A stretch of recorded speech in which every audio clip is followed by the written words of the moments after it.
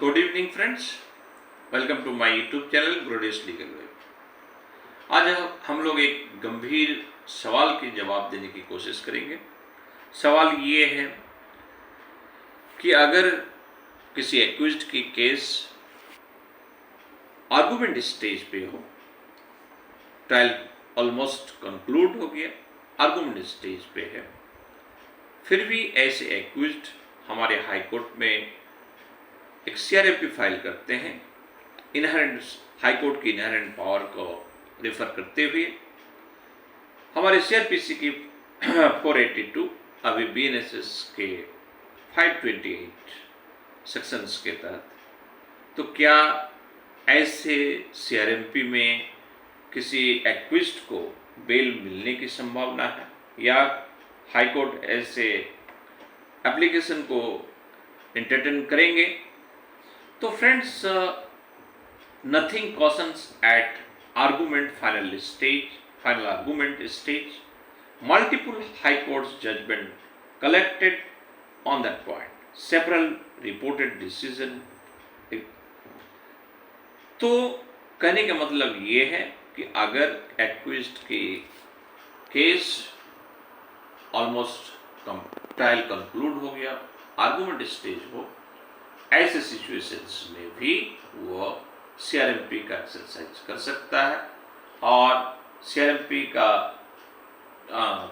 CRMP file कर सकते हैं और कोर्ट तभी इसको एंटरटेन करेंगे जब ऐसा कोर्ट को लगे कि एक्सेप्शनल सर्कमस्टांसेस है। Normally 482 should not be routine used at a final argument stage, but may be used in exceptional circumstances. What are the exceptional?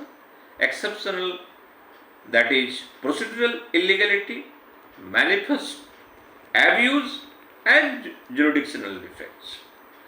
Now questions, what is the meaning of the procedural illegality? Procedural illegality means when a legal proceeding is conducted in violations of the prescribed procedure of law. Friends, हम लोग सब जानते हैं कि हमारे एक prescribed code है। हमारी क्रिमिनल जस्टिस सिस्टम्स में क्या है? क्रिमिनल जस्टिस सिस्टम्स में बाकायदा एक कोड है। पहले हम लोग सीआरपीसी 1973, अभी जो है बीएनएसएस 2023, और इस प्रिस्क्राइब्ड फॉर्मेट के अलावा अगर हम कुछ इधर उधर करते हैं तो ये क्या हो जाएगा कि प्रोसीड्यूरल इलीगलिटी हो जाएगा। For the example, accused not supplied with charge sheet documents under section 207 of CrPC, अभी बीएनएस के सेक्शन 230। इसी तरह दूसरा पॉइंट जो हम लोग देखेंगे, तो ऐसे manifest abuse, that is manifest abuse criminal proceeding are used maliciously or for an ulterior motive, not for genuine justice.